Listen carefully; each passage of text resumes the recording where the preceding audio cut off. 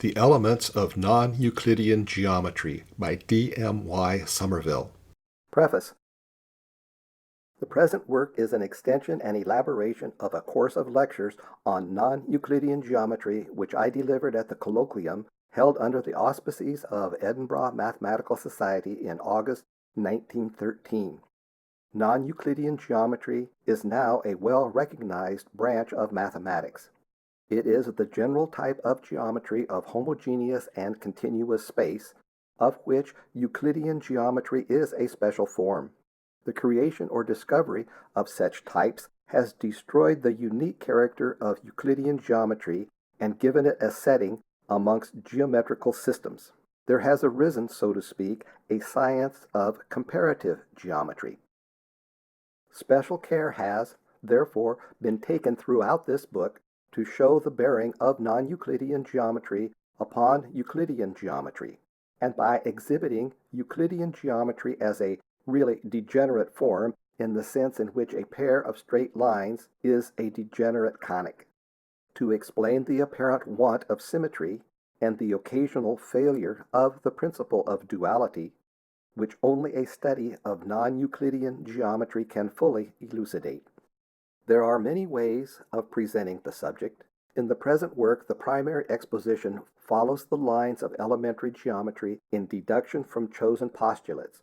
This was the method of Euclid, and it was also the method of the discoverers of non-Euclidean geometry. Restrictions have, however, been made.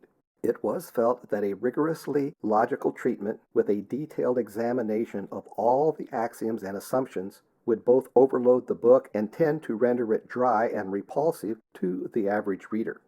It is hoped, however, that the principles have been touched upon sufficiently to indicate the nature of the problems involved, especially in such cases where they throw light upon ordinary geometry.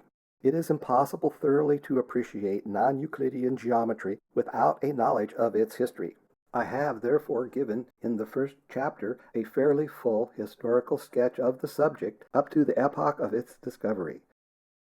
Chapter 2 and 3 develop the principal results in hyperbolic and elliptic geometries. Chapter 4 gives the basis of an analytic treatment, the matter chosen for illustration here being, for the most part, such as was not touched upon in the preceding chapters. This completes the rudiments of the subject. The next two chapters exhibit non-Euclidean geometry in various lights, mathematical and philosophical, and bring up the history to a later stage. In the last three chapters, some of the more interesting branches of geometry are worked out for the non-Euclidean case, with a view to providing the serious student with a stimulus to pursue the subject in its higher developments. The reader will find a list of textbooks and references to all the existing literature up to 1910 in my Bibliography of Non-Euclidean Geometry, London, Harrison, 1911. Most of the chapters are furnished with exercises for working. As no examination papers in the subject are yet available, the examples have all been specially devised or culled from original memoirs. Many of them are theorems of too special a character to be included in the text. In preparing the treatise, the needs of the student reading privately have been kept steadily in view.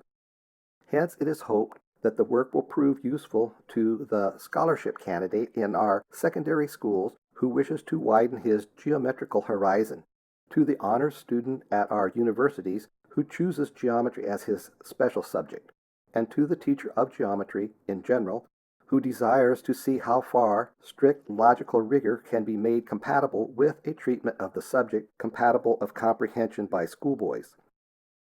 In acknowledging my indebtedness to previous writers on the subject, special mention should be made of Bonola's article in the collection Questione riguardante la geometria elementare, edited by Enriquez, Bologna, 1900, German translation, Leipzig, 1911, and Liebman's Nicht Euklidische Geometrie, Leipzig, 2nd edition, 1912. I take this opportunity to express my obligation to Mr. Peter Fraser, M.A., Bachelor of Science, lecturer in mathematics at the University of Bristol, and Mr. E.K. Wakeford, Trinity College, Cambridge, for kindly criticizing the work while in manuscript form and giving many valuable suggestions. I am also greatly indebted to Mr. W.P. Milne, M.A., Doctor of Science, Clifton College, Bristol, for continued assistance by criticism and suggestion all through the preparation of the book, to Dr. A.E. Taylor, Professor of Moral Philosophy at the University of St. Andrews, and Mr. C.D. Broad, B.A., Fellow of Trinity College, Cambridge, and Assistant to the Professor of Logic at the University of St. Andrews. I have also to express my thanks for reading and criticizing Chapter 6. In correcting the proofs, I have profited by the assistance of my wife and by the excellent Messrs. MacLehot's printing work. DMYS. The University, St. Andrews, April 1914. The Elements of Non-Euclidean Geometry. This book was written by D.M.Y. Sommerville, M.A. and Doctor of Science. It was published by the Open Court Publishing Company, London, G. Bell & Sons, Ltd. in 1919, and now is in the public domain. It is being read by Jim Renholt, with programming and illustrations by Jim Renholt in 2019. Thank you for listening.